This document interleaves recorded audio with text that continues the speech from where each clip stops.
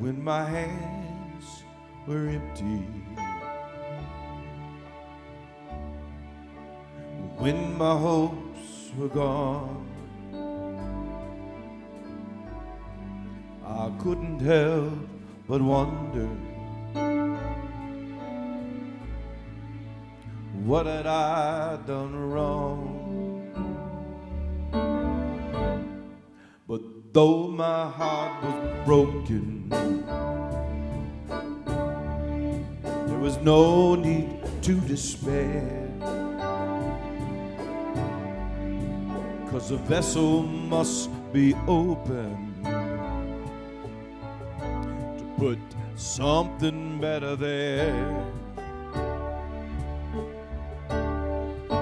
Into my empty hands, gently you poured new life in me. Yours is a perfect plan. The ups and the downs were meant to be. Now I understand you needed my empty hands. So forgive me when I doubted, I admit I sometimes do, or consider giving up, 'cause I cannot see the truth. I know I'll never go without it, your deep and abiding love. So into my empty hands, gently you poured new life for me. Yours is a perfect plan.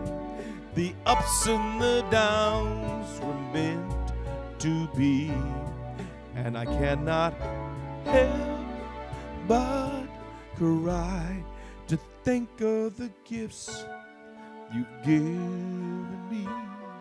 Now I understand you needed my empty hands. Thank you for my empty hands.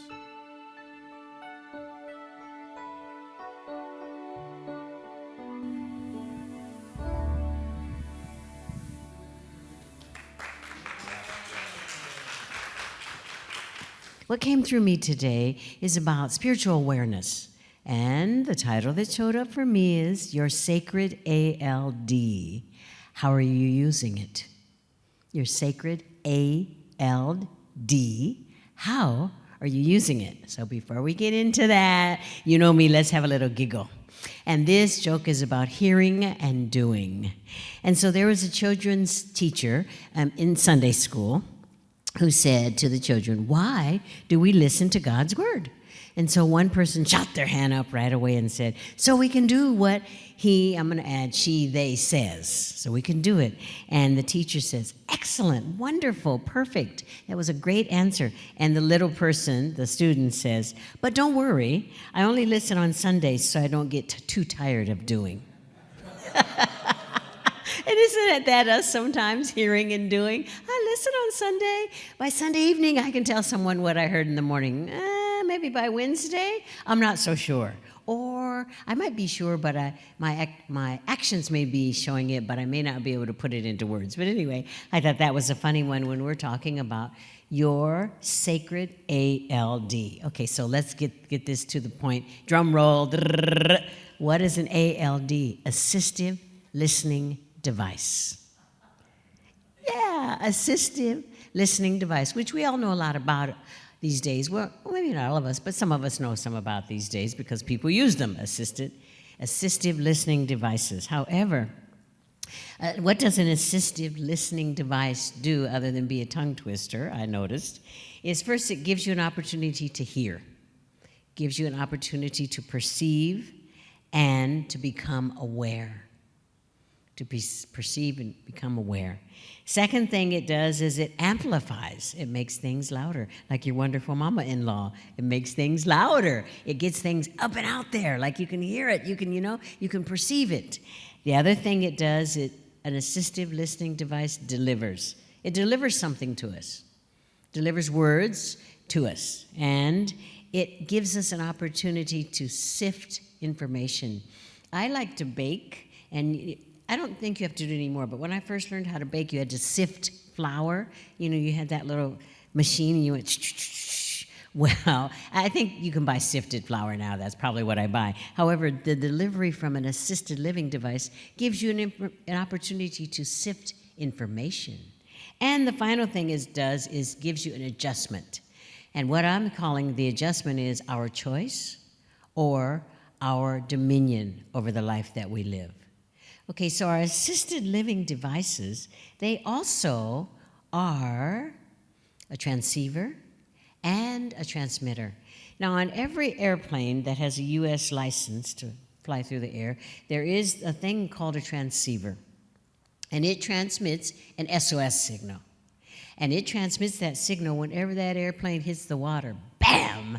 Whenever it hits the water, it opens itself up and starts transmitting the SOS signal, okay? And it is the transceiver that transmits the information. So you're probably thinking, okay, Verona, and our own sacred, personal, bespoke, assistive listening device is our heart.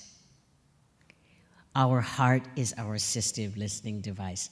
Our heart is like a transceiver. It transmits things to us. Have you ever been in a situation where you might feel nervous or uncomfortable, and it feels like your heart is thumping out of your chest? I have, where it's like, I'm thinking, oh, I'm sure everybody can hear my heart beating. I'm sure they can. I was having a lovely conversation with Jen this morning, and the last time my heart was doing this, as you all know, my daughter got married last month, and as I'm walking her down the aisle, which was my honor and blessing, I thought, oh, I'm sure everybody can hear my heart beating out of my chest. I'm sure everybody can. Of course, no one. I don't think they could. No one said they could. However, our heart is a transceiver on its own. However, and the other thing that our heart does is it gives us information. So I'd like to share a story with you about a boy. This is, I think, a Buddhist story. I'm not sure, but I found this story, and I knew about this story before. A boy named Eli. And Eli didn't know quite what listening was. So Eli went to an old monk in the hills and asked, what do I listen with? And the monk said, your heart. Your heart is the true receiver. It is tuned to the highest frequency. So Eli didn't know if he really is going to go for this. He didn't quite understand, and he was thinking, I don't know, maybe this is, maybe this isn't.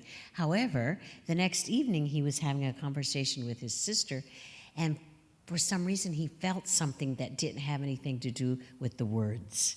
He felt a lightness. He also felt an understanding of what his sister was saying over and above the words. He felt her longing, he felt her grief, he felt her sorrow. She was talking to him about something that was saddening her, and he felt it. He didn't hear it, he felt it. And then that's when he realized, oh, my heart really is an assistive listening device. It is not just a mechanical thing, it is a spiritual thing. It is absolutely the voice of the divine coming through me. So this story where this boy Eli found this out, that his heart was not mechanical, but it was mystical.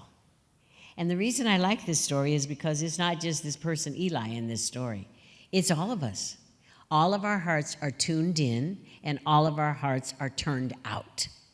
Now, what does that mean, tuned in and turned out? So our heart as an assistive listening device, the turning in is what is all the things that belong in our heart, that start in our heart. Our heart sends out vibrations of love, compassion, sincerity, empathy, wisdom, all these sorts of things. And there's a whole lot more I'm sure we could list, but our heart sends these things out.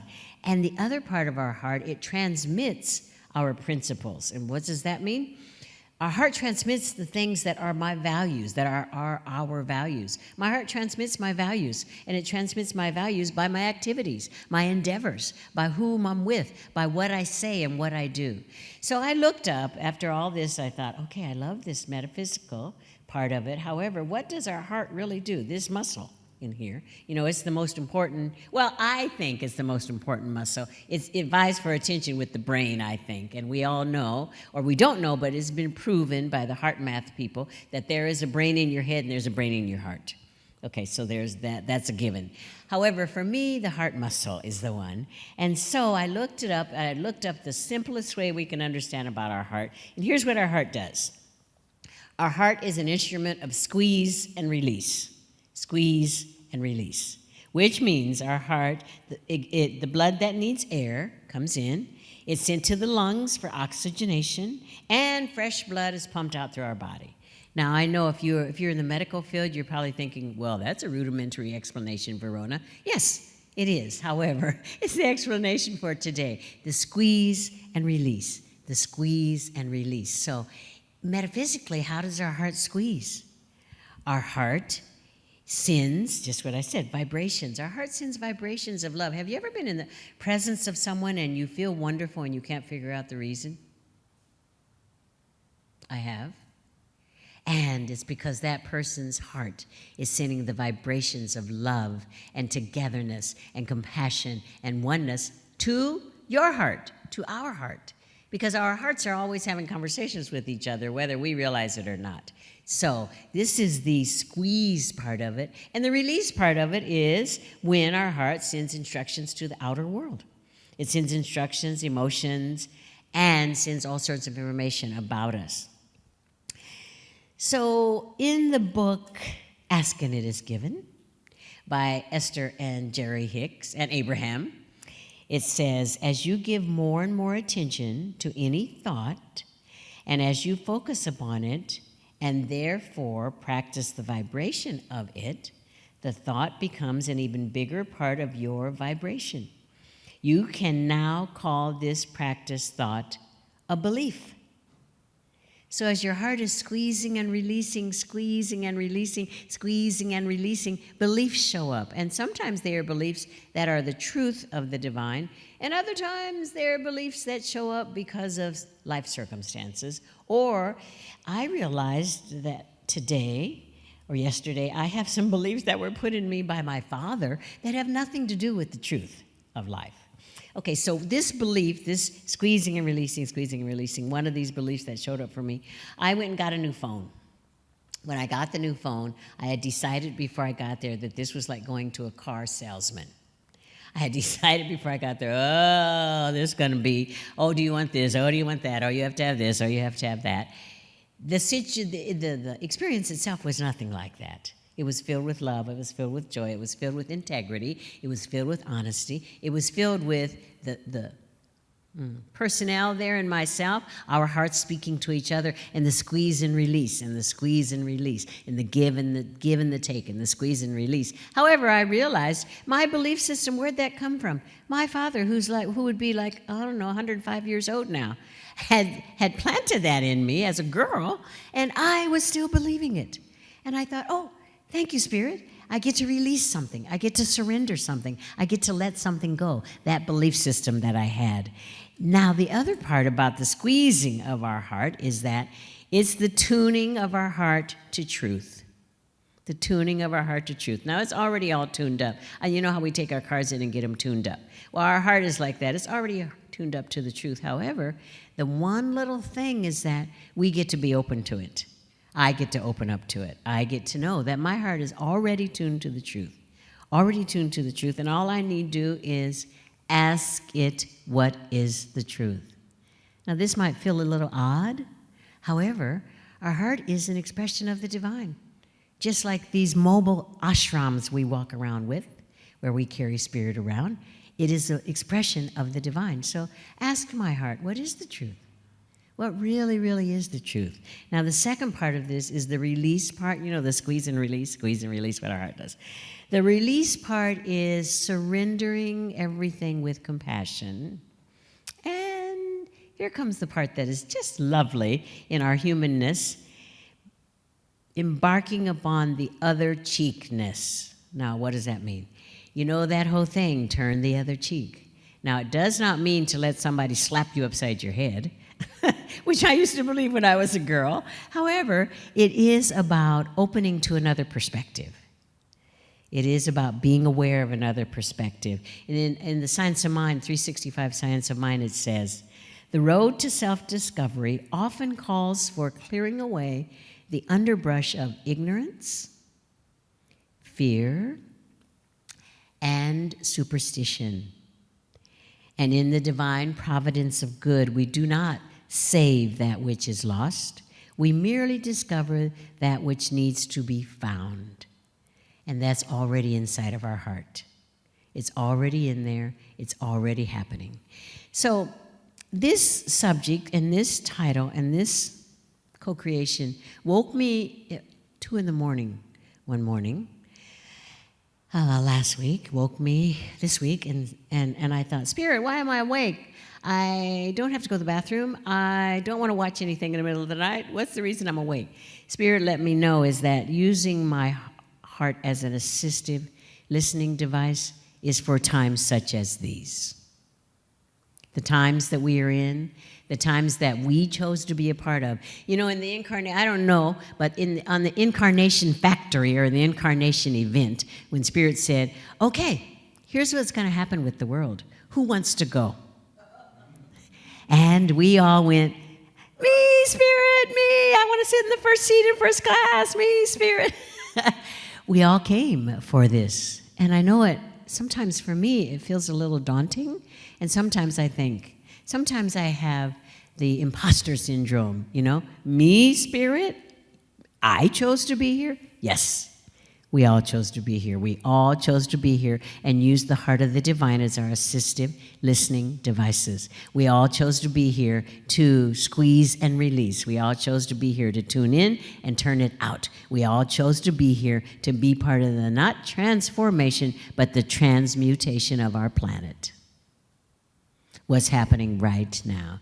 What appears to be happening from our, I'm going to say from my human perspective, which looks like it's complete chaos, catastrophe, upsettedness, and mostly that sense of separation.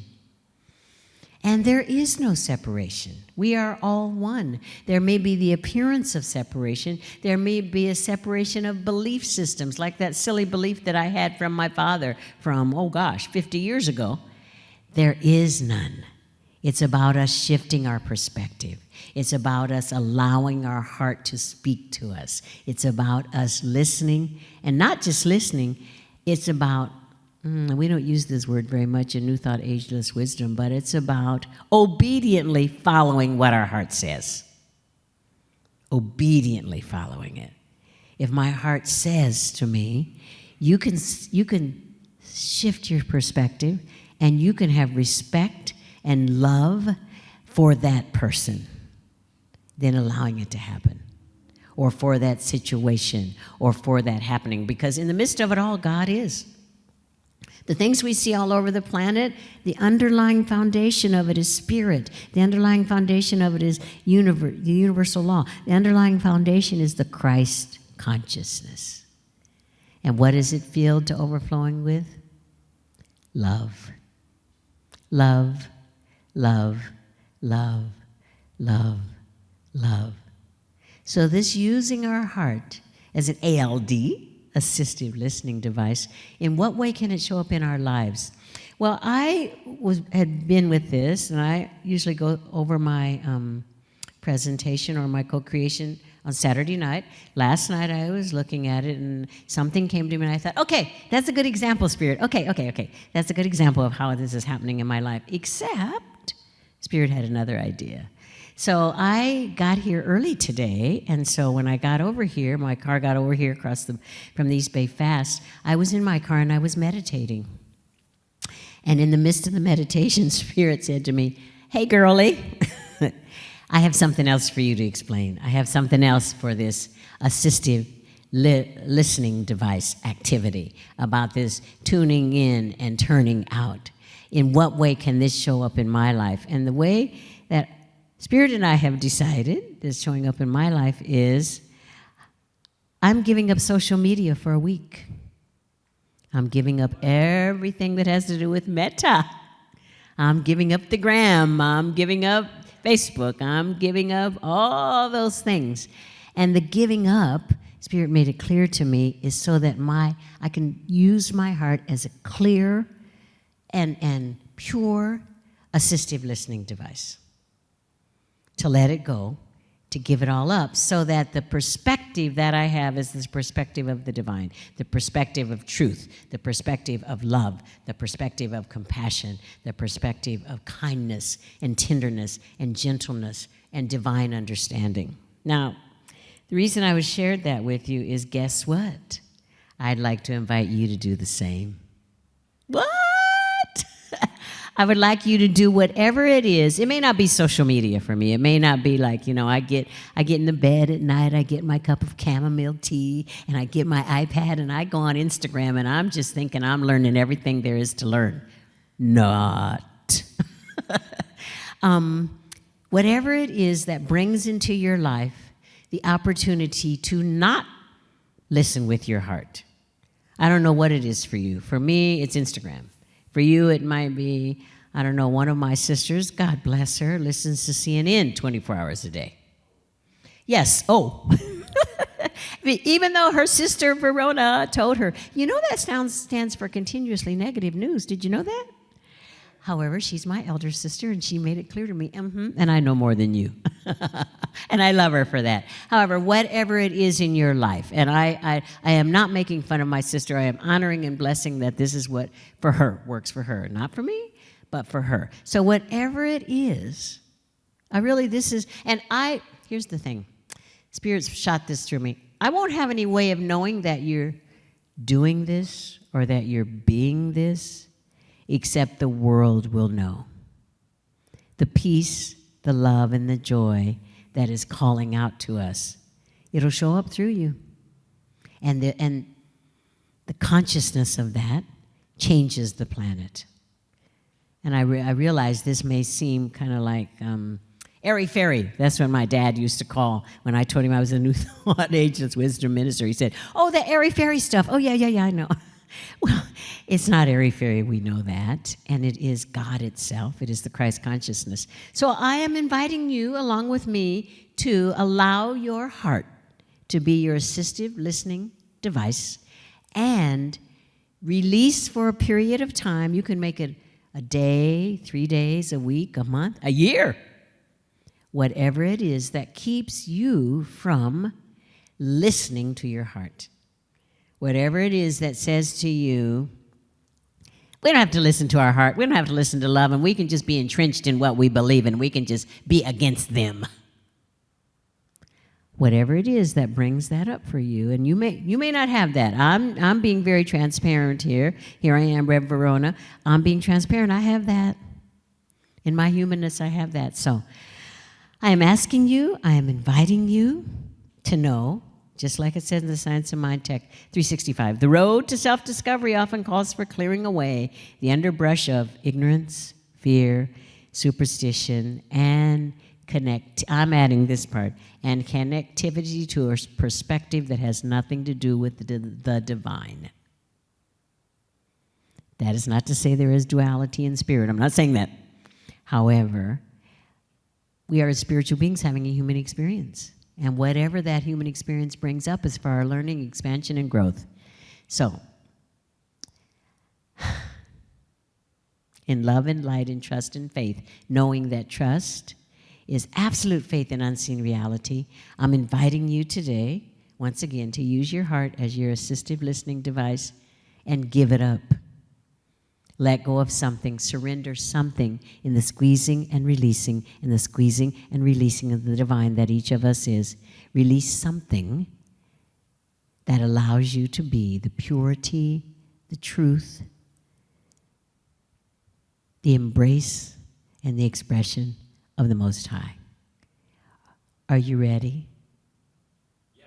Yeah, thank you, David. And you don't have to say yes out loud because I know it feels kind of scary. It feels kind of scary. Oh, here's the thing, too, that Spirit shot through me, and then I'll close with this. So what is Spirit going to have me do with that time that I used to waste on Instagram and Facebook?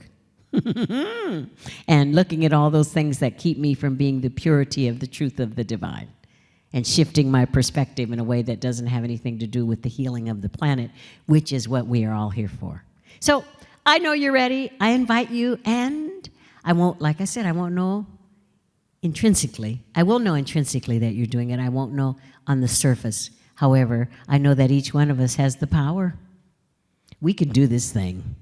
We can change this planet. And we are here now for that. And it is happening. Namaste.